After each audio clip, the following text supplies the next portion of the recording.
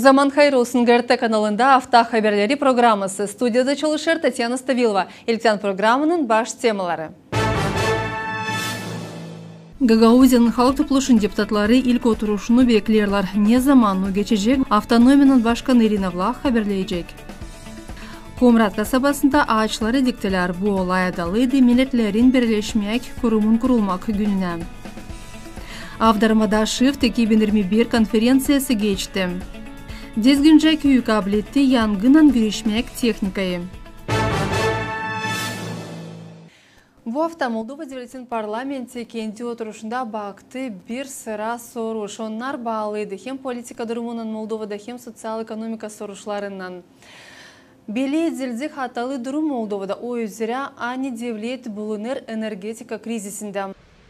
Moldova Devleti'nin parlamenti mahsus toplantıyı geçirdi. Angasında Premier Minister Natalya Gavrilica nasihat etti geçirmeye memlekette energetika uğrunda hatalı durumu. Natalya Gavrilica'nın laflarına göre niçin lazımını geçirmeye memlekette energetika uğrunda hatalı durumu, niçin ki lazım geri vurma kimi proseduraları hem kanunları.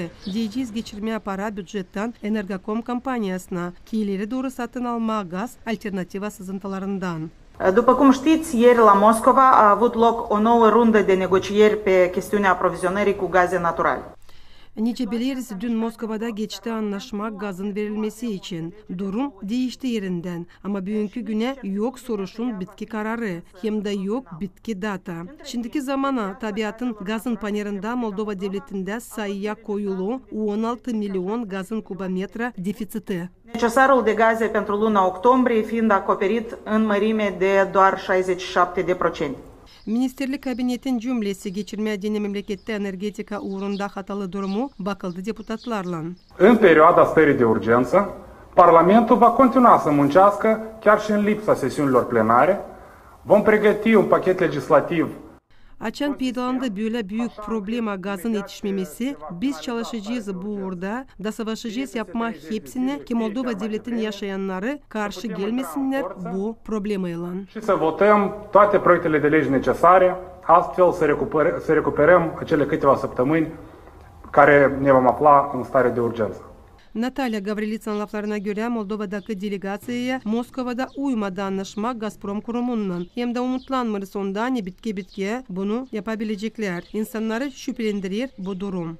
Kalktı gazın pahası, kalktı şafkın pahası. Nereden pensiyonerler alacaklar o kadar para? Nereden? Yok nereden? Şimdi beklenilir gazın pahasının yükselmesi. Bu büyük problema. Hep öyle şafkın uğrunda da var. Nice çözmeye bunu bilmeriz. Bu problema var değil sadece burada ama bütün Moldova Devleti'nde. Ne yapacağız gazla? Ben içeride döneceğim. Ben şimdi koyarım. Şeyle suda yatayırım. Ama ilaçla. 1700 ruble verdim ilaca. Bu olacak. Haydi. Dil belli olmayacak. Moldova Devleti'nin hükümeti işlettirdiği 7 adım hangilerine varınca hatalı durumda kullanma. Bu problemler için lav gidecek bizim stüdyamızda bize bulunur Moldova Devleti'nin parlamentin deputatı Ivana Ivanovna Köksal. Ivana Ivanovna sağ olasınız sen geldiniz bizim stüdyamıza. Şimdi varınca monadasınız bize niçin Moldova bugünkü güne bulunur böyle zor durumda biz geldik energetika krizisine. Zaman hayır olsun Tatyana. Doğru söyleyesiniz. Bu hafta Moldova parlamentinde alındı karar hani Moldova'da bildirmeye olağanüstü durumunu energetika tarafından. Bu işler oldu Cuma günü. Perşembe günü de vardı toplantı ama kimse bir şey anmadı. Nedense akşamüstü nasılsa karar aldılar. Hani Cuma günü lazım mutlaka toplanma. Konuyu biz bilmedik. Sabahleyin hepsi öğrendi.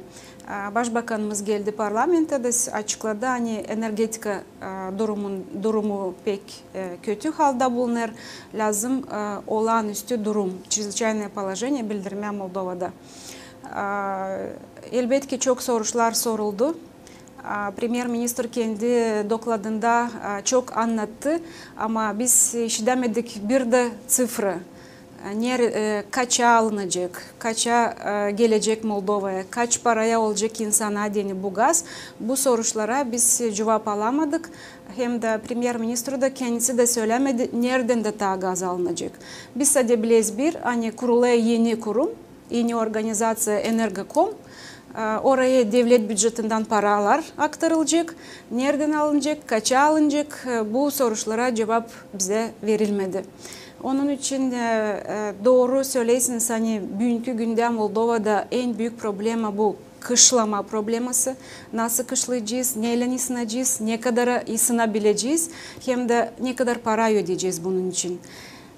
Biz bu soruları hepsini sorduk ama cevap almadık. Biliriz, hepsimiz görüyoruz, hani hükümet, bizim правительствоdan ministrlarımız giderler Rusya'ya, giderler Polşa'ya, Avstriya'ya, arıyorlar yol.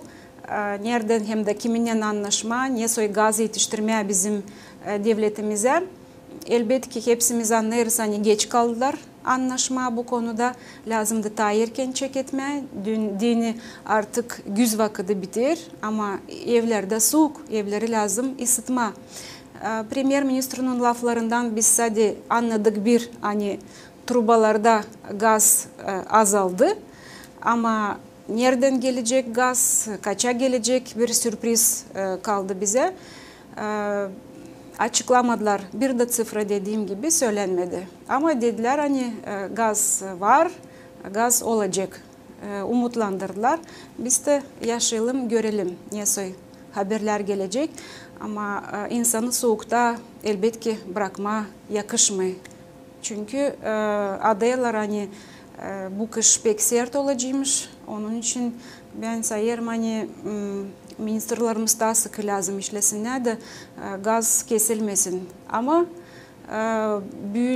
biz biliriz sizinle tabir iş, hani Kişinev'da var Memorial Вечность, yetiştik ona, hani onun gazını da lazım kesmeye, ekonomiye yapma dini. Taraklı'da büyük firmalar durdular, onların gazlarını kesiyorlar dini çok harcamışlar. Bu elbette ki ekonomik krizisine de getirecek. Bunu lazım düşünüp de düzeltme. Çünkü öyle de ekonomikamız kötü. Gaz beterine iş yerleri de kapanarsa da, işleri de işini yapamazsa da hem insanımız işsiz kalacak hem de produksiyamız ilerlemeyecek. Ekonomika elbette ki bu durumda durgunacak hepten. Büyük problemler açılır ama nice diyorlar, her zaman, her bir zor durumda umut var. Biz de umutlanırız, hani hepten dizeden düşürmeyecekler insanımızı kışın ortasında. Иван Иванович, şimdi onlar savaşırlar bulma çıkışı. Siz dediniz hani Rusya devletine giderler, savaşırlar anlaşma ki bulma bu çıkışı. Ama olmazsa bu çıkış, olmazsa yardım başka devletten varınca bulma bu yardımı bizim devletimizde. Çünkü o biz biliriz hani opozitsiya, komünist hem sosyalist bloku çıktı inisiyativa ki makar kompensasiya versinler insanlara. Biz biliriz hani başka partiyada çıktı böyle inisiyativa. Varınca mı bizde Moldova'da makar biraz yardım etmeye en fukara ailelere kompensasiya vererek. Doğruysunuz. Kompensasiya için bizim partiye çıktı parlamentoda böyle tekliflerle ta geçen parlamentta. Ama o zaman da bizim tutturmadılar. Bu yıl gerçekten lazım bu yardım insanlara. Çünkü biz bilmeyiz kaça çıkacak gazın pahası. Bitki insanda, bitki durakta kaç para edecek o için. Diyelim ki $800 alınıyor. Öbür aya gene bilmeyiz kaça olacak. Hem de dediğim gibi biz bilmeyiz nereden, hangi devletten alacaklar. Hesap alırız politika uğrundan, hani Moldova'nın prezidenti istemeye gitmeye başlayılmaya Rusya. Kendisi gitmeye koyuldu Avrupa yollarına. Avrupa taraftarları da istiyorlar alma gazı hepsinden, sadece Rusya'dan değil. Ama ne zor anlama, hani Avrupa'da alıyor gene Rusya gazını. Bize Avrupa'dan da gelse revers olarak daha pahalıya gelecek Moldova'ya. Bu pek pahalı bir problem. Pahalıya çıkacak bize hepsimize. Ne düşünüyorlar, ne o kadar rahatla edebiliyorlar, hani olacak da inandırıyorlar insanı. Açan biz şimdiden duyarız, hani gazın rengi küçüldü. Gaz daha prosyane, trubalarda azaldı gaz. Ama onlar niyeyse güvenerek, niyeyse umutlanarak böyle rahat kendilerini duyuyorlar. Biz pek rahat duymayız kendimizi. Bütün soruları, dangılarını sorduk. Onların içinde konkret bir şey bize cevap verilmedi. Canavar ayın 21'inde siz tribunadan danıştığınız hepsi kuvvetlere hem halklar arası misiyalara ki onlar anlasınlar hani Moldova devletinde politika krizisi de var. Bu bağlıydı Aleksandr Stoyanoglu'nun kapatmasından hangisi çalışardı genel prokuroru görevinde. Siz nişanladınız hani halklar arası misiyalara değil lazım sussunlar, onlar lazım açıklasınlar kendi bakışını politika krizisi için. Hem nişanladınız hani böyle yaptıklardan kuvvet ister korkutma başka insanları da. Nece sayarsınız, nece koruma demokratik prensiplerini Moldova'da açan böyle işler olurlar? Siz bilirsiniz mi, pek zor açıklama bu konuları. Hepsimiz gördük televizorlarda. Nesoy Moldova'nın baş prokurorunun iş yerinden gelirler, bir hırsız gibi çıkarıyorlar iş yerinden. Neredeyse yerlerini de bağlayacaklar. Bu yanlış bir iş. Bu proseduraları kullanmayan yapılarak bir iş. Hem de belli hani bu işe güzelce hazırlanmışlar, iyice hazırlanmışlar. Çünkü pek kısa bir vakitte yapıldı hepsi bu işler. Hem toplantılar yapıldı, kararlar alındı, geçici bir prokuror koyuldu, o verdi izinleri gitsinler, tutuklasınlar şimdiki prokuroru. O kadar hızlı işler gitti ki kimse bir şey anlamadı, nereden aşağıya. Onun için danışıyoruz hepsimiz yabancı devletlerin misyaları, angları resmi, ofisyal olarak bulunur Moldova'da. Çünkü hiçbirinden bir de çıt çıkmadı. Acaba niçin? Acaba niçin? Kime dayanıyor bizim şimdiki kuvvetler hani o kadar rahat bu kanunsuzlukları yapıyorlar? Böyle hızlı arestler yapılıyor, açan insan kesin hırsızlık yaptı da şimdi tutulduğu yerinde. Aleksandr Stoyanoglu'ya Moldova'nın baş prokuroru olarak büyün da halis bir suç, bir yanlış hırsızlık yapılan iş bulunmadı. O deputat hangisi yazdı hani prokuror yanlış işler yapıyor, onu lazım tutma, kendini işini profesyonelce yapıyor, kanuna göre yapıyor. Ama ona bu zararlı yaptığı işleri toplamışlar haberlerden, televizyonda söylemişler böyle, hani Stoyanoglu yaptı böyle, gülüntülük, gülmeye alıyorlar insanı. Biz hepsimiz biliriz Stoyanoglu'yu Gagauzya'dan nerede de işledi, her yerde kendi işini doğru götürdü, kafası yukarıda, temiz, pak işleri yaptı. Hep öyle de işini Moldova'da baş prokuror olarak götürmeye savaştı. Bu doğruluksuzluğa karşı kalkındı insan. Gagauzya'nın insanları kalktı. Biz Kişinev'de hazırladık, katıldık, sutlara gideriz. Apelasyonel palatada bakıldı, onun işi oraya gittik. Sabahtan akşamadan insan bekliyor. Çünkü insan bile hani bu yanlışlık bugün yapıldıysa Moldova'nın baş prokuroruna yarın pek kolay bir çiftçinin evine girecekler. Onun varsa da 2 ambar yekini, 2 maşinası, 2 agregatı neyse pek kolayca sen ona diyecekler sen yanlışlık yaptın, senden konfiskasya yaparız, kullanamazsın bunları. Onun için insan korktu. İnsan şüphe içinde yaşıyor. Neyse bu güpegündüz dışarıda 21. asır maskalarla girme bir modern demokratiya devletin baş prokuraturasına da çıkarma prokuroru oradan. Ama bu niyetler belliydi. Yeni parlament çekettiğinden işleme kendi ilk toplantısında da hangi kanundan başladı? Prokuratura kanunundan başladı. Neyse değişiklikler yaptı o kanunda? Çıkardılar prokuraturanın yüksek sovetinden Gagauzya'nın prokurorunu, hem oradan çıkardılar Moldova'nın baş prokurorunu. Siz düşünüyorsunuz mu? Niye böyle değişiklik varınca yapma? Bu strukturaya yöndericilik eden baş prokuroru sen oradan çıkarıyorsun. Onun için bu belliydi hani yufkalandırıyorlar bu organı, Soveti, deni kolayca değiştirmeye prokuroru. Çünkü prokuror... isterdim sorayım size, niçin bunu yapıyorlar, değiştiriyorlar, savaşıyorlar kanunu kabul etmeye, niçin bu yapılır? Biliriz hani PAS partiyası kazandı parlamentoya. 63 deputatı var. Prezident oradan, minister oradan, Premier-minister oradan. Parlamentta hepsi kanunları varınca kabul etsinler. Azınlık onlara değil lazım. Ama baş prokuror onların adamı değil. Ama biz hepsimiz gördük kaçan baş prokuror ayrılardı konkursa göre.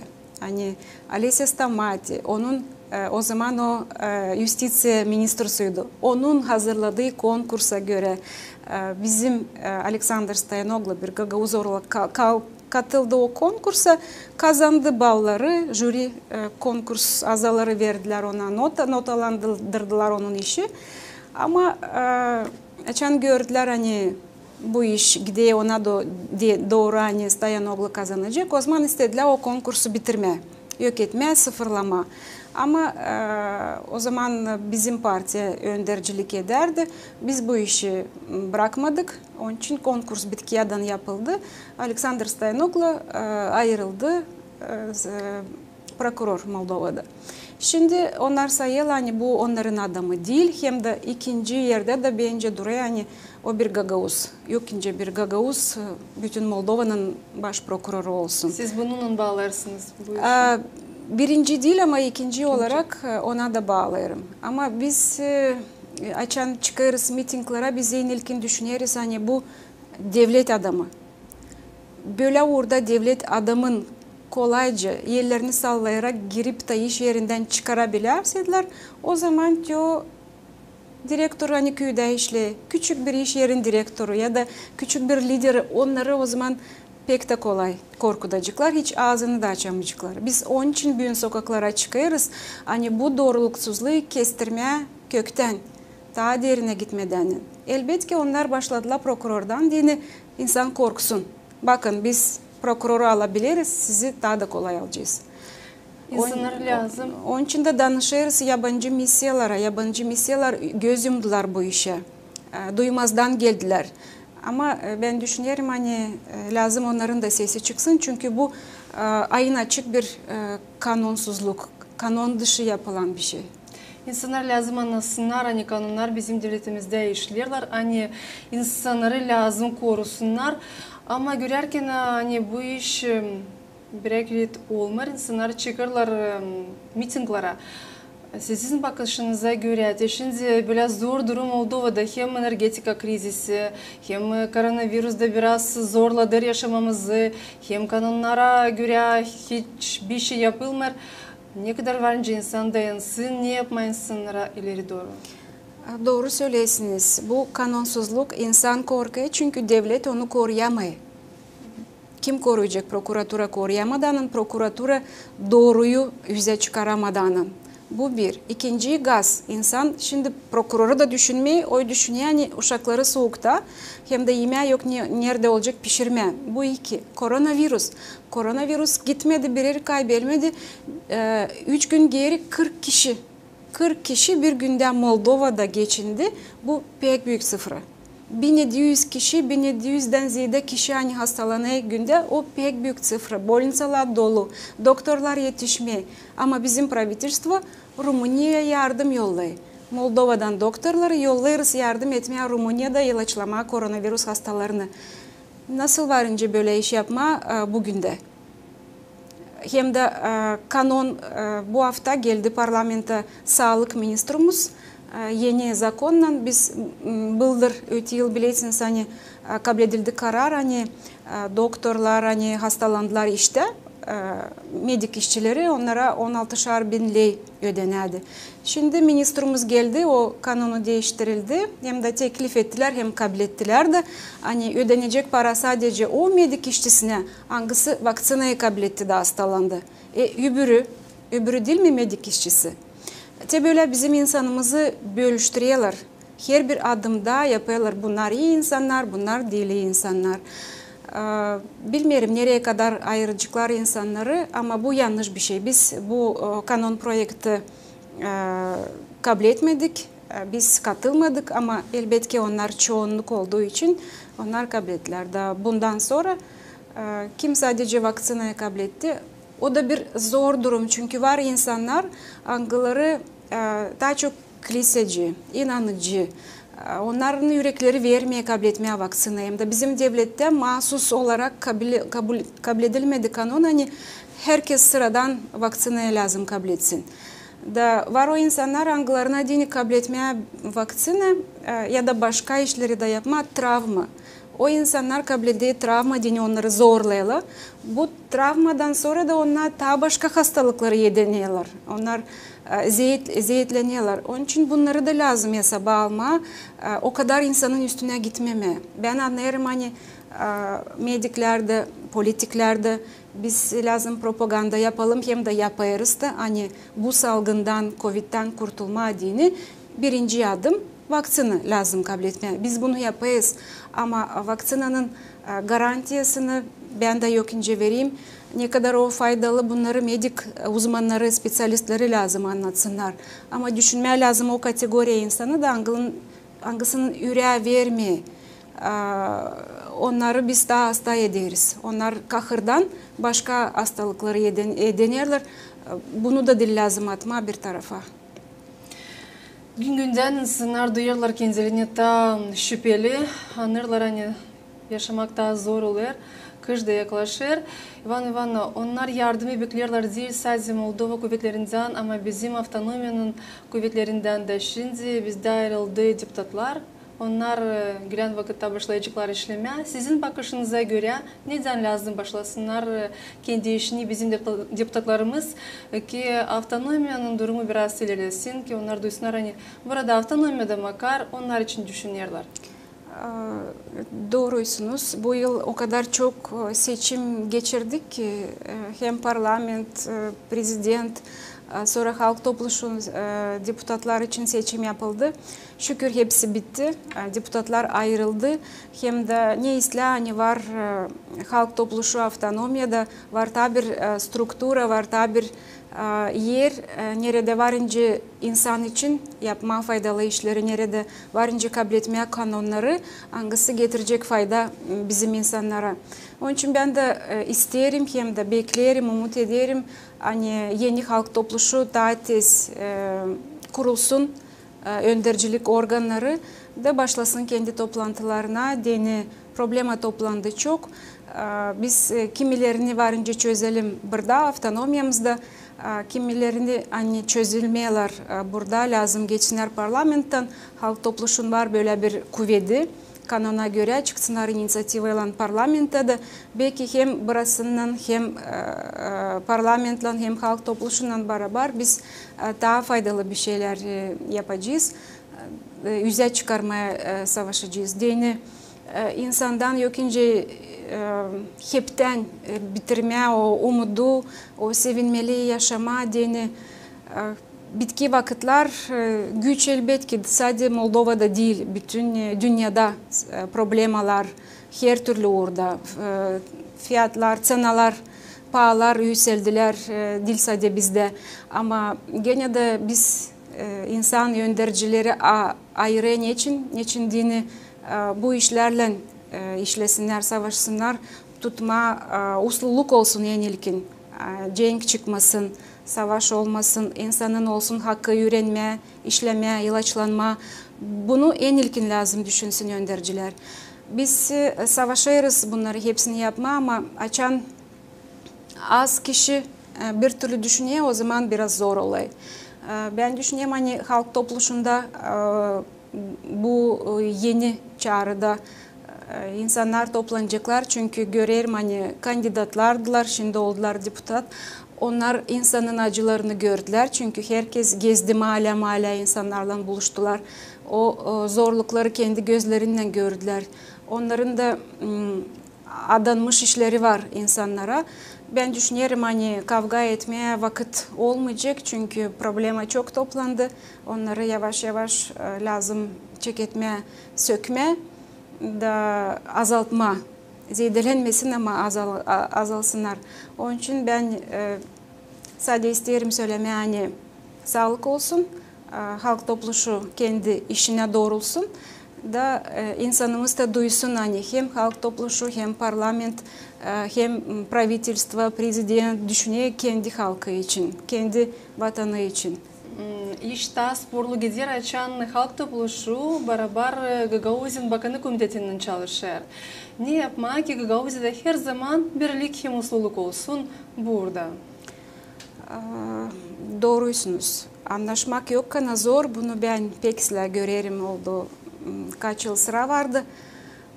Birlik olsun diyeni benim bakışıma göre kimse lazım ilk adımı atsın.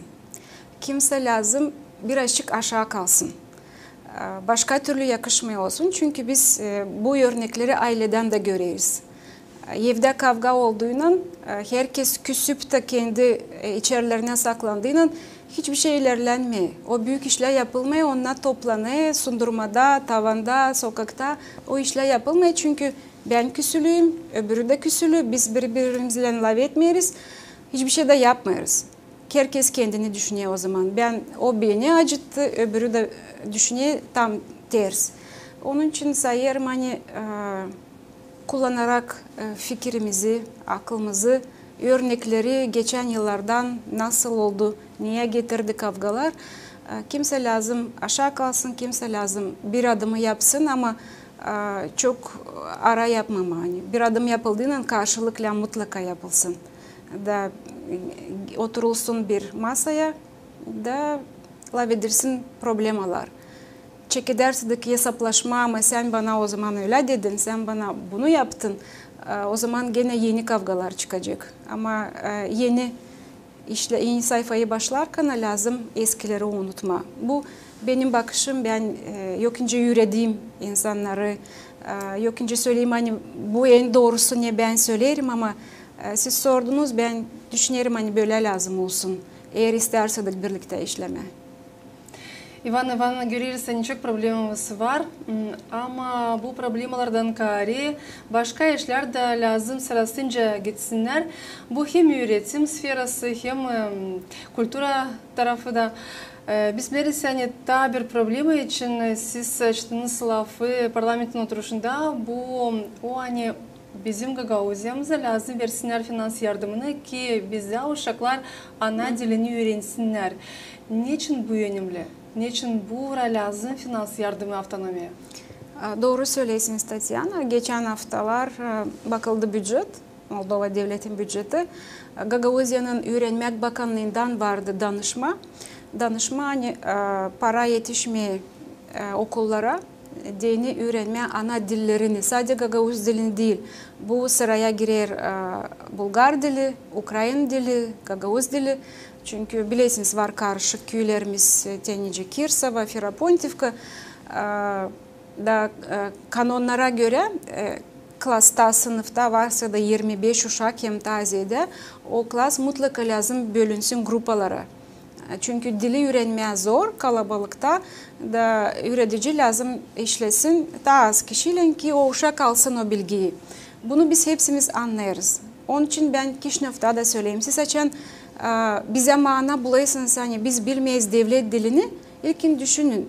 Devlet ne yaptı ki Gagauzya ya da başka regionlar nerede başka halklar, milletler yaşıyor. Ne yaptı devlet ki bu insanlara vermeye o dili, öğretmeye. Öğretici mi yolladınız? Para mı verdiniz? Biz klasları donatalım.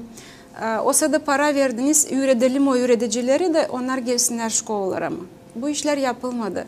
Onun için açan bize mana buluyorlar. Onlar yanlış, kendilerini yanlış buluyorlar. Ama bu uğra Gagauzya istedi 5.373.000 lei.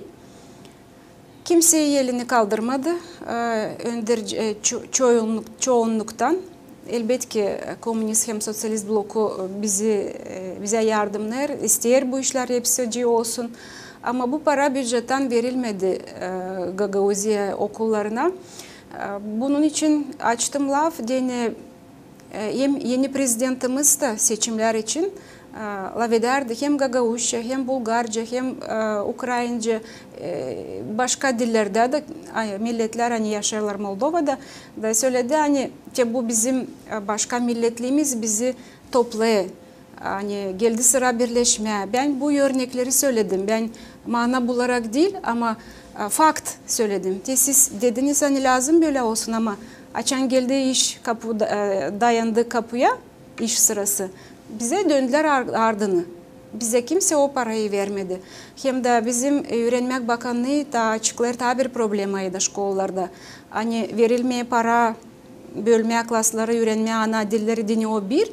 İkinci de Gagavuzya'da öğrenilir hem ana dilleri, hem yabancı dili, hem devlet dili. Bu Rus okulu sayılır. Da hepsini bunları hesaba alarak Gagavuzya'daki okullarda öğreticiler hem de öğrenciler 20%'da daha çok ne kadar bütün Moldova'da uşaklar hem öğreticiler daha çok vakit şkolada geçiriyorlar. Yani bu da bir problem. Buna da narşısı lazım yapma. Çünkü uşaklar da yoruluyor, öğreticiler de daha çok işliyorlar. Ama kabul ederler bir türlü öbür öğreticilerle. Bu problemler var. Şimdilik bizi işitmeye istemiyorlar. Karşı çıkma bundan istemiyorlar. Ama belki daha yeniler az vakit geçti bu правительствоdan. Belki ileriye doğru daha biraz yakınlaşacağız. Daha olacak vakitimiz anlatma dertlerimizi de anlayacaklar. Umut bunun için kapanmadı da bekleyeceğiz. Hem de susmadan hep akıllarına getireceğiz. Hani bu problemler lazım çözülsün. Siz çok düşünürsünüz kendi ana dili için, Gagavuz dili için. Bu taraftan sizin aileniz, siz kendiniz çok yardım verirsiniz ki Gagavuzya'da önemli kağıtlar, meraklı kağıtlar tipardan çıksın. Şimdi Kazıya köyünde geçti prezentasyya, bir yeni kağıt tipardan çıktı. Hep siz verirsiniz yardımı bu işe. Niçin size bu iş önemli? Niçin yaparsınız bunu? Kağıtları lazım çıkarma. Özellikle Gagavuzca yazılı kağıtları mutlaka lazım çıkarma. Hem de insanların önüne vermeye uşaklara, büyüklere. Bizim vardık olayımız 2008 yıldan beri. Biz Gagavuzya'nın Öğrenmek Bakanlığı'yla sıkı işleriz. Biz bulduk kolaylıkları Türkiye'den. Bastırdık kağıtları olduğu sıra açan 40.000 kağıt birden Türkiye'de bastırılıp Gagavuzya'ya geldi Gagavuz dilinde. Bu şkola kağıtları da hrestomatiyalarda anglarını hazırladıydı Bilim Merkezi, Öğrenmek Bakanlığı. Ondan sonra kendimiz de tutunduk, sözlük denedik yapma, gazete çıkardık. Başka katalogları hani Gagavuzya'da hazırladılar, yoktu kolaylık onları tiparlama. Türkiye'den elbette çok yardım aldık. Hem primariyalardan hem devlet organizasyonlardan bu işleri halizde yapabildik. Bitki kağıt geçen hafta prezentasyasını yaptı bizim Kazayıklı vatandaşımız Kılçık Fedor Dmitrievich. O toplamış çadır hem taraklı dolayının askercileri, havacılık uğrunda yapan askercilerin istoriyalarını, resimleri toplamış. Birazcık biz de yardım ettik kağıdı çıkarma adını. Güzel prezentasyon, faydalı iş. Hem de bitki naşı Gagavuz dilinin ilerlemesi için naşı yapıldı.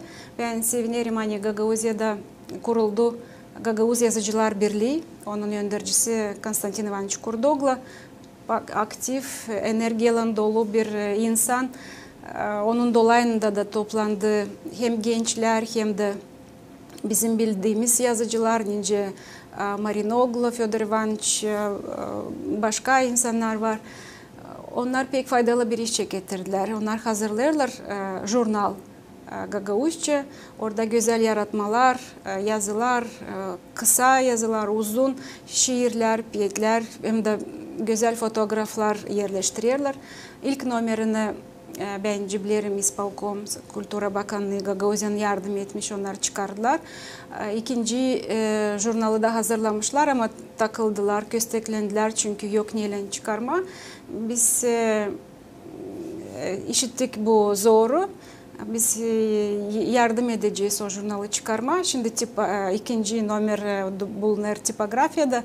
Ben sanırım hani Gagavuzya Yazıcılar Birliği onu getirecekler yakınlarda Gagavuzya'da.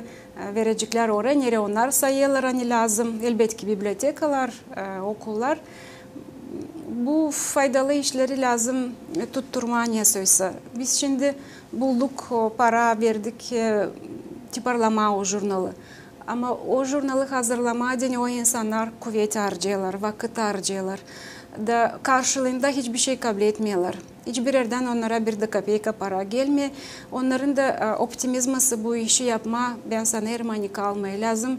Düşünelim, bulalım kolaylık hani onlara bir stimul olarak, çok değil biraz ama stimul olarak vermeye de durgunmasınlar. Çünkü bu lazım. Ne iş, ben onu pek anlarım.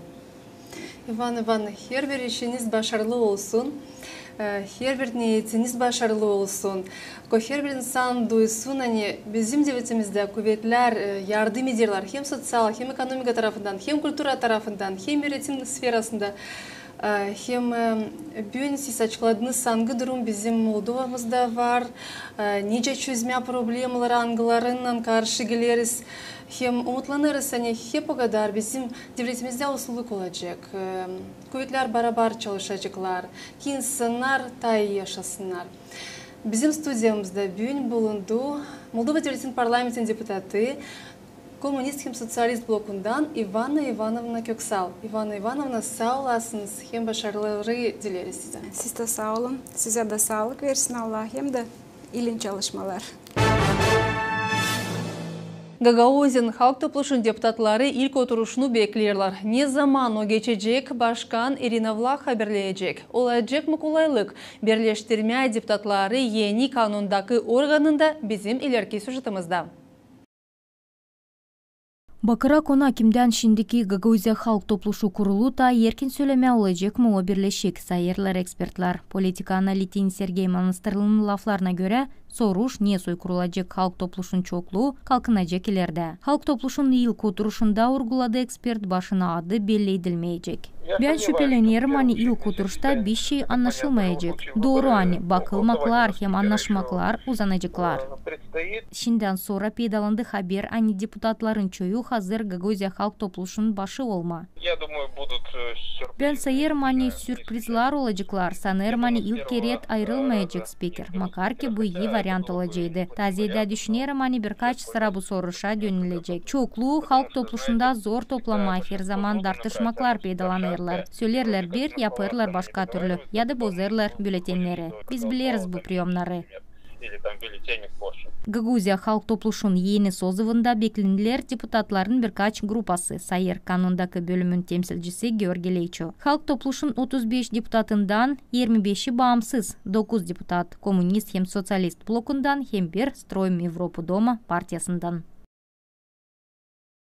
2021 yılın canavar ayın 19'unda geçtiler seçimler Gagauzya'nın halk topluluğuna avtonominin kanundaki bölümüne iki turda ayrıldı 35 deputat. Ne beklerler Gagauzya'nın yaşayanları halk topluluğu deputatlarından Annader Polina Barbova.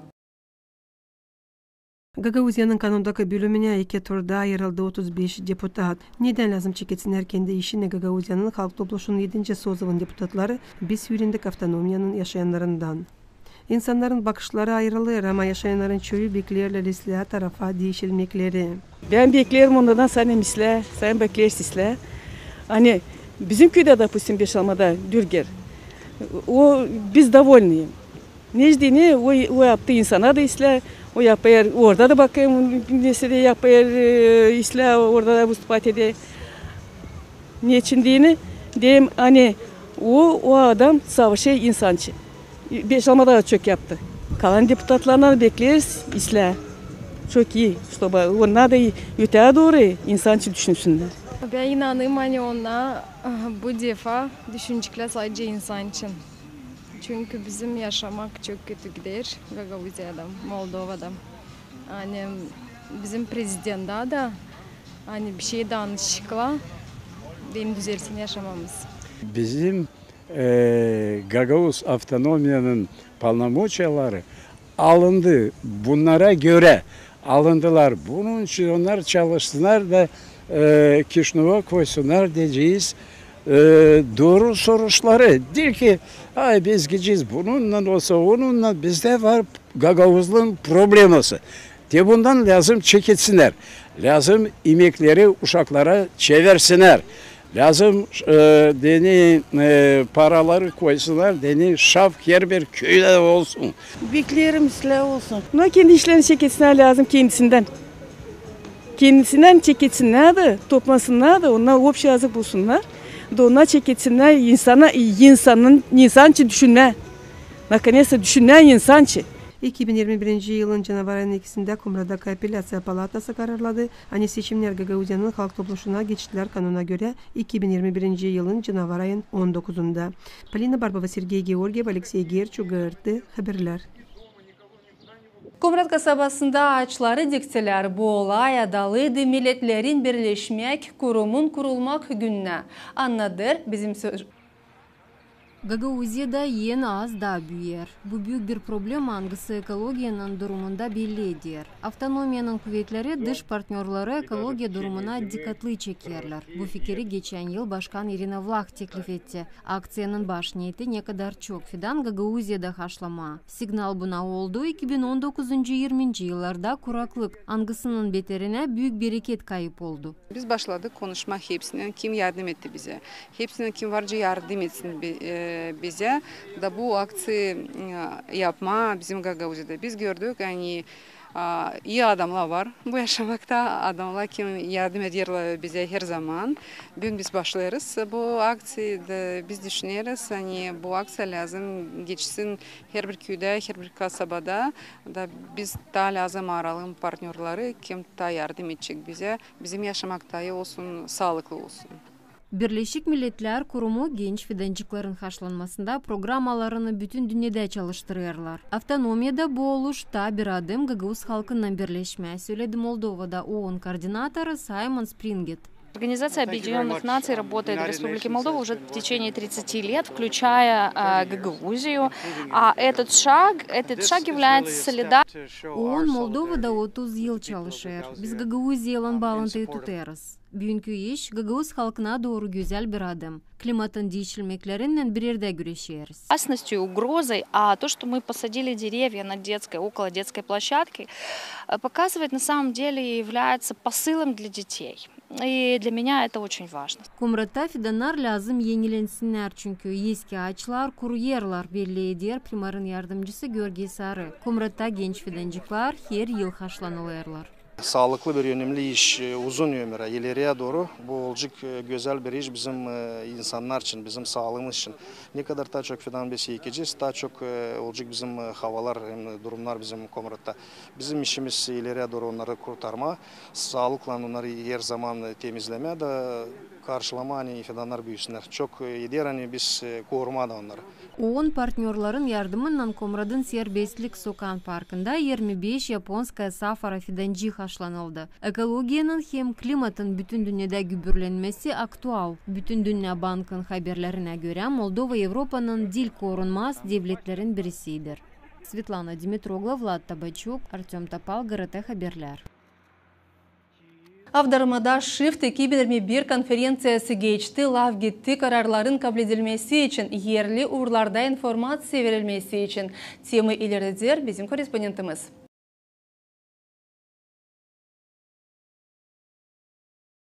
Shift 2021 vatandaşlar cümlesinin temsilcilerini yerdeki kuvvetleri topladı. Konferensiyada açıklandı çağrışlar hem birlikte çalışmaklar kolaylıkları açık haberlerin verilmesinde. Сегодняшняя конференция, с моей точки зрения, получилась, прежде всего, как площадка, где представители гражданского общества и примары обсудили, скажем так, общие проблемы, общее видение на определенные вещи и обсудили те противоречия, которые у них есть в вопросах прозрачности. У представителей гражданского общества свое видение на некоторые вопросы, у примаров свое видение. Очень часто по многим вопросам нет взаимопонимания, по многим вопросам, слава богу, это взаимопонимание есть. И вот сегодня, мне кажется, удалось увидеть, где мы, скажем так, на одной волне, где мы, скажем, по-разному видим эти вещи, и это дает нам повод для того, чтобы задумываться дальше и вырабатывать некие общие решения, смягчать где-то, может быть, позицию, но находить общие точки соприкосновения для того, чтобы решать и двигаться вперед. Yerindeki kuvvetlerin açık haberlerin verilmesi, yaşayanlara kararların açıklanması, buna kuvvetlerin temsilcileri çalışırlar gelme. Çöküşler 5 yılın içinde oldular. Biz de bu taraftan gösterilenler bizde bugünkü gün ne olur bizde primerede online rejimde de bizim sovyetimiz de gösterilenler. Ama duydum hani çöküşler biz daha yapmadık. Hem de lazım olacak yapalım ileri doğru. Bizde var pek çok punkt ne kadar biz burada işittik. Başka primarlar söylediler. Bunları tabii yapacağız. Bilirim hani topraktan var problemler var. Çok kağıtlar büyük gün hani yok bizde büyük bir bazı kompüterde olsun hani güçlü bir kompüter. Hangisi birden daha doküman çıkmayacak. O lazım sırası geri olsun gözlüklü hepsi insana. Bizim bu konferans çok güzel geçti diye biz beraber общественный söyledik nasıl problem bizde var diye bizle beraber çalışalım. Bizim köyler, kasabalar yapalım daha çok güzel, daha çok getirelim projekt. Biz de hani общественный kısmına gelip bizimle beraber yapayım pek güzel projeler. Onunla yardım etsem bizim insana daha kolay yaşama. Bizim köylerde hem kasabalarında hem sonra sadece bizim tarafa aydasından ciddi kritika satırken naş ki internet предлагается naş biz beraber yakışalım yapımıyla doğru bizim insana daha kolay yaşama olsun bu zor vakitlerde. Bizim yöndericilerimiz kararları kabul ederken insanın lazım açık olsunlar sayarlar cümle vatandaşları. Biz toplandık bu toplantıda var nasıl söyleyeyim hani her bir taraftan hepsi kendi fikirlerini anlattı. Fikirler hepsini aldık, nasatları fikirleri aldık, önemli fikirleri aldık işimize. Savaşçıyız onları yüte doğru kullanma. Konferensiyanın paylanları geldiler çıkışa hani insan lazım haberli olsun kuvvetlerin kararları için. Vatandaşlar bu takım meraklanacaklar hem katılacaklar yaşamak yerlerin ilerlemesine, problemaları kaldıracaklar hem onların çözülmesine katılacaklar. Svetlana Dimitrogla, Irina Karaman, Sergey Georgiev, Artem Topal, GRT Haberler. 10 yıldan ziyade nece dezgince köyünde yoktu yangından görüşmek teknika OPEC lazımdı köye. Avstriya devletin kampanyasının yardımının bugünler dezgince köyün yaşayanların istemekleri aslıya çekti. Temelidir bizim korespondentimiz Polina Barbova. Yangından görüşmek teknika işinden sonra işte denediler. Bunu kendi istemelerine göre yaşayanlar yaptılar. Bu iş yüksek uğurda geçti. İstem söylemen 2020 yılda biz katıldık bir projekte, Avstriyan projektine. Hangisi isterdiğin açma, Moldova'da daha çok olsun insana yardımlık. Bu pojar taraflarından, çrezvичайный taraflardan, ateşlik, kış vakti başka uğurlarda. Deni insan kendisi katılsın bu işlere de yardımcı olsun birbirine.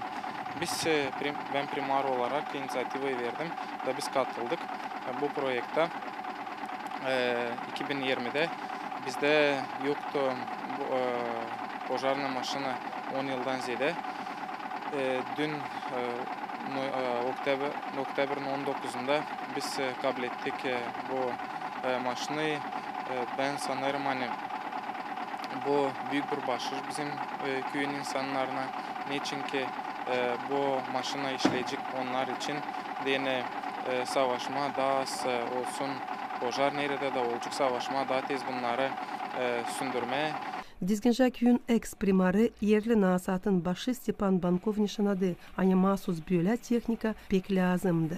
Мы помним вот прошлый год, засуху и прочее, сколько мучений было, да, вот, и оперативные работники села, примария. Şükrederiz primara Vasiliy Stepanovich'e nasatçılara. Biz tutarız aklımızda açan bıldır kuraklıktı. Ne kadar zorluk vardı. Primariya saat aşırı yetişerdi haberani yaner orada burada. Kullanıldı her türlü metodlar. Sündürmeye deni ateşi. Bu dilde çıkış. Da şükür Allah'a biz kabul ettik yeni teknikayı Avstriya'dan partnerlerin yardımından. В соответствующем порядке, да, чтобы она всегда, каждый день, каждую минуту служила на благо людей села. Dizginca köyün yaşayanları pek sevindiler başışa Avstriya'dan. Biz bu işi çoktan beklerdik olsun bizde köyde kendi pojarnımız, kendi pojarnı brigada. Bize lazım maşına postan olsun köyde de. Pojarnı maşına per olsa da Gorod'dan gelince bir tane veren burada lazım olsun. Bu olsun bizde de ince başka köylerde. Dizginşa köyün primarı Vasiliy Kapsamon şükür etti. Avstriyadan partnörleri böyle lazımlı yangınla güreşmek teknika için. Köyde olarak bu maşına bize olacak daha kolay neden hani o yerinde biz biliriz köyü Komrat'tan gelince ne kadar maşinalar o yol o vakit 30-40 minut biz burada yerindeyken biz çekeceğiz bunu bu işe yapma sündürme bundan olarak biz küçüleceğiz kısaltacağız vakıdı yani bu yalın daha pek bilmesem de daha az prostluk versin insana nerede bu oldu. Hem de bizim bu maşinadan biz daha çok çıkacağız kırlara da nerede olur ateşlik diyene onları sündürmeye diyene yanması çok yerler. İstem söylemeye çok sağ olsun Hans Koller, hangisi rukovodитель bu projekte, hangisi inandı Bananca primar olarak inandı bizim insana biz savaşacağız bu projekte ilerletme yapma köyde biz görürüz hani projektin var çek etmesi. Bu projekte çalışır bizim köyün insanları hangileri kendileri istediler olma na добровольных yardımcı olma dene bir yerde olacak bir şeycik çıkma o ateşlere mi ne olacak çıkma da yardımcı olmak. Yeni teknika yangın dönümlerine değinik adettiler böyle yaşamak yerleri nice avdarma, Bijgios, Svetli, Hembaurçi. Bu yardım verildi Avrupa'daki projekte göre Moldova devletinde kendi başına yangın hizmetlerin kurulması. Polina Barbova, Vlad Tabachuk, Alexey Gerçuk, GRT haberler. Programının ikinci payında seyrediniz başka meraklı olayları. Автономиянын Баканы комитети бакты кенди sıradaki oturuşunda bir sıra soruş angıları bağlı uşak müzik okulların çalışmasından. Çokmaydan köyünde infrastruktura proyektlerini işlettirirler. Moldova'da şarap hazırlamak sezonu ilerler ama bu içkinin yapılmasında lazım pek dikkat olma. Da hepsi koruma kurallarını hesaba alma. Moldova'da şarap hazırlamak sezonu ilerler ama bu içkinin yapılmasında lazım pek dikkat olma da hepsi koruma kurallarını hesaba alma. Hatalı olayların kurumların uzmanları bütün Respublika'da tanıştırma kampanyasını geçirirler ki mağazalar içinde kötü gazdan zararlanmama. Bu takım informasiya kampanyasını ki yaşayanları lazımlı korunma kurallarından tanıştırma genel hatalı olayların kurumun uzmanları canavar ayından başladılar. Uzmanlar gezerler evden eve o çorbacılıklarda nerede ev şarabı yapılır da anladırlar ne kadar korkunçlu mağazalar içinde bulunma açan şarap kaynır. Сам bilsin ki bu правило bizim General Inspektorat по чрезвычайной ситуации verdi bize указание. Biz gidelim her bir eve da verelim te брошюркачкlar, hem de yazılı основное правило naş yapma olmasın tele случаев. Uzman nişanlar ani şarap kaynarken kötü gaz soluya çıkır. Hangisinden var nice pek otalanma. Yer mağaza içinde nerede kaynar şarap yok lazımlı ventilasya. Bulunma orada pek korkunçlu. Otalandığıyla adamda kafası başlar dönme, acıma, kusuca kalkır. Zor olaylarda kişiyi kırçan tutar. Hem adam komaya var nasıl düşsün. Nice geldi güç insan çekede yapma şarap. Yapakana şarabı шарап кайнакана выделяет газ. Газ же навредит инсана. Для того, чтобы olmasın tüle случаялар, необходимо наш yapma. Fıçıla nanda kaynağı susla lazım dursunna dışarıda. Ну а если yok öyle возможность, додурела ona подвалın içinde, mağazada lazım olsun приточная вытяжная вентиляция. Ani lazım korunma kurallarını bakma söyler çok maydan köyünü yaşayanı Georgi Slav'ta hangisi şarapçılıkla bütün yaşamak zannatlanır. Şarabı evde yaparken o her zaman kullanır bu bilgileri. O açan уже pek çekediği kaynama, bradit etme, o zaman выделять ediği углекислый gaz. O zaman yok ne arasın mağaza içinde. Koyurdun ne koyurdun, все oraya gezme. Orada углекислый gaz, o kesi сразу dыхание kesi. Желательно nestettin onu koyurdun şarabı, al ne lazım oradan 4-5 güne sonra potol oluyor ne istediği.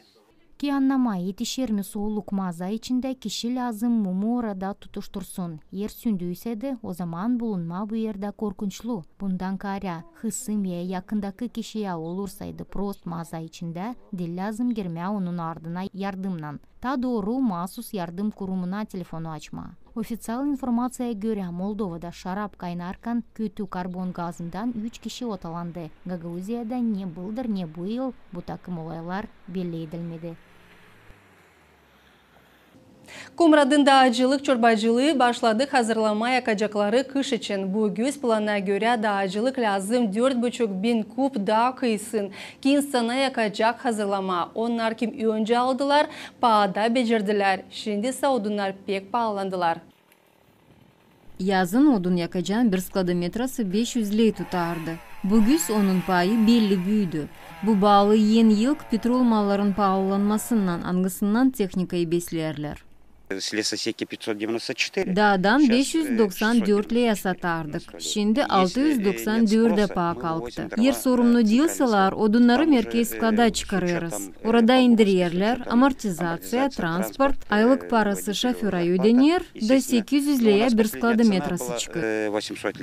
Avtonomiyanın yaşayanları belli ki payın kalkınmasına sevinmediler. Kimse yakacağı yazdan hazırlamış. Дрова есть. Хватит? Хватит. Ben yakacakları çoktan hazırladım, satın almadım. Kendim dağa gittim de dalları topladım. Раньше купили, потом ходили по полю, собирали.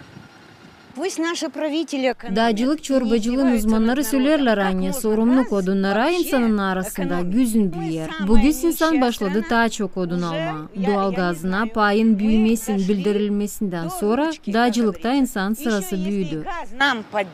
Нам pandemiya не страшна. Bizde daha yok odunlar. Bizde yok ne para ne odun, pensiya küçücük. Dağcılık çorbacılığın uzmanları söylerler anne, sorumluluk odunlara insanın arasında güzün büyür. Bugün insan başladı daha çok odun alma. Doğalgazına payın büyümesinin bildirilmesinden sonra dağcılıkta insan sırası büyüdü.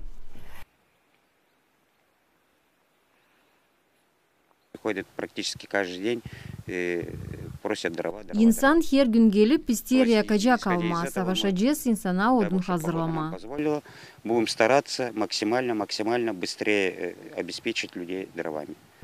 Odun yakacağını dekabr ayından hazırlayacaklar. Bugün bizde de duruyor rubkada 2 delyanka. Обычно delyankalarda bela akasya, lok, im kustarnik. Biz hepsi silah olursa da havalat tursaydılar. İsterse в течение 10 дней, 12 bitirme rubkayı. Dağcılık çorbacılığından odun yakacağı insana dağdan hem leshozdan satılır. Gagavuzya'da 4 dağlık çorbacılığı var. Komrat'ta, Çadırlunga'da, Kongaz'da hem Valkaniş'ta. Svetlana Dimitrogla, Elena Radkogla, Vadim Tabachuk, Artyom Topal, GRT Haberler. Gagavuzya'nın Bakanı Komiteti baktı kendi sıradaki oturuşunda bir sıra soruş. Angaları bağlı uşak müzik okulların çalışmasından avtonomiyada. Kararlandılar finanslar satın almayı müzik teatriklarını tadirinden bizim süjetimizde. Gagauzyan Bakanı Komiteti kabul etti karar ki uşakların bir payında olsun kolaylık öğrenme müzik okullarında lgotalara göre kitağız ödeme öğrenmek için. Uşaklar angıları çalırlar sirik halk teatriklarında nicennay, tsimbal, gayda, gadulka, kaval kompensasya kuracak 100%. Hep öyle finans yardımı verilecek ailelere angıları bulunurlar zor durumda.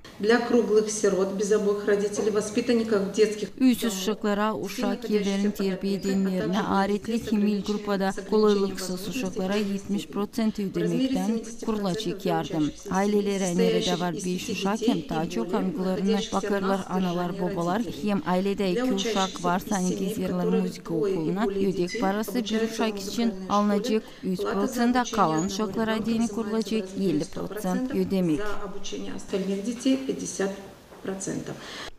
2021 yılda Gagauzya'nın müzik okulları girdiler öğrenmek bakanlığına bu üzere yapıldılar değişilmekler onların işinde. Çekiderek ceviz ayın birisinden orta ödemek bir ayda öğrenmek için müzik okullarında kuracak 180 lirden 240 liradan.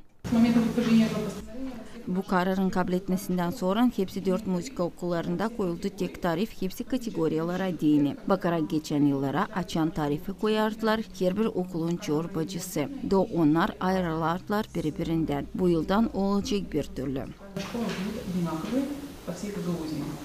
Bakanlık Komitetin azıları verdiler finansları ki yeniletme Çişme köyün müzika okulun teknik bazasına. Bu yıl Sevte okulda açıldı gitara klası. Kabul edildiler ilk öğrenciler ama yok lazımlı tedarlıklar geçirmediğin dersleri. Satın almadığını bu tedarlıkları analarda babalarda yok kolaylık. Onlar tutarlar pek pahalı. Müzika okulunda da yok böyle kolaylık. Onun için onlar danıştılar istemekle ki yardım etme bu soruşta. Almadığını 3 tip müzika okuluna dini kararlandı verme finansları bu yılki bütçetinden hangıları koyuluyla kültürel oluşların geçirmesine. Sayıda 10.641 lei. Helena Radkolga, Zinede Kanser, Sergey Georgiev, Artyom Topal, GRT Haberler. Betki yılların süresinde avtonomiyanın köylerinde geliştirirler türlü infrastruktura proyektleri, angıları doğrudulu ki kurma iyi koşulları yaşayanlara deni önemli onlardan yolların düzülmesi. Angıları yapılmadılar çok yıllar. Aktif bu işe katılırlar Çokmaydan köyün yaşayanları. Çokmaydan köyünde programma şapkın geçirmesi için yapılma 100%. Sadece köyün yen kenarka sokaklarında da yok şap. 2 ay geri geçirdiler şap ki ara sokağın yerinde zordu karanlıkta geçme çukurları söylerle yaşayanlar. Ben sanırım hani pek önemli zerem şimdi oluyor tez karanlıkta raditeller açan akşam üstü gideler uşacıklarını alma. Gelerken svet yanarken diloka pek korkulu geçmeye derileri. Var uşakla gidiyle sektsiyalar akşam üstü de geri giderken raditeller koveriyle ona korkusuz zembiliyle yanı herercikte svetle. Da uşakla varınca gitsinler kendileri de raditeller çıkmasınlar onlara karşı. Иногда я с сестрой иду гулять.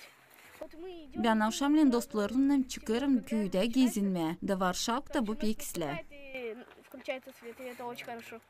Köyün kenarlarında yok şapta açan ben dostlarıma giderim. Pek korkunçlu. Sanırım lazım orada koysunlar şap.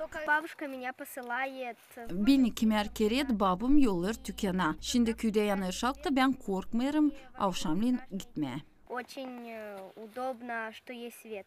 Merkez bütçetinden geçirmediğiniz şapki kâra sokağa verildi 180.000 liriden ziyade. 1-2 yıl geri değiştirdiler lampaları da ekonom varyanta LED lampalara. Nişanlı'da köyün primariyen uzmanı Anatoliy Zadar. Geçirildi bütün köyde, praktiski bütün köyde. Deta bekim yakın kana arka vdol periyezda şu anda ta slabinka. No основном köy bütününe svet geçirildi. 2 ay geri 2 perihot oldu. Bu perihot ne anda bişindiriz bir de çüt dalşı. Через овраг на улицу Котовского. Ne kadar önemliydi onlar? No önemliydi pek. Потому что bu değerler ne su? Karanlıkta burada praktiski bir şey görünmedi. Особенно kışın pek neyse. No şimdi isla. Şapkın geçirmesinin bile köyde düzerle yerdeki yolları da nice şibyonkayla öyle de döşenilir asfalt hem koyulur plitka trotuarlara. Şimdi geçirilir tender düzmediğini yaşamak yerin 1-2 sokağına. Bu niyetlere verilir 180.000 lei yol fondundan hem 500.000 merkez bütçetinden nişanlıdı köyün başı. Bu yıl yenilettiler yolları o mahallelerden yerede çoktan yapılmadı düzmek işleri. Bu yapıldı yol по улице Сергея Лазо, где-то метров 600 что ли. Бияс вариант? Нет, асфальт. Yapıldı при выезде на Бессарабку где-то тоже метров 800. Yeni asfalt konuldu. Şimdi планироваться улица Октябрьская, часть улицы Октябрьская и плитка olacak брусчатка, тротуарная плитка konulacak. Тоже за счет капитальных вложений, скорее всего. Nice nişanladılar yerdeki kuvvetler bakmadan ona hani pandemiyanın bağlı bütçet iyisildi hem transferlerin az geçirmesi oldu şalk projektine hem başka yerlere Şafköy'de yaner saat 10'dan akşamleyin. Önemli projektler kapanmayacaklar da finansların gelmesinin ilerlenecekler. Yine de Kanser Lattavaçuk, Alexey Gerçuk, GRT Haberler.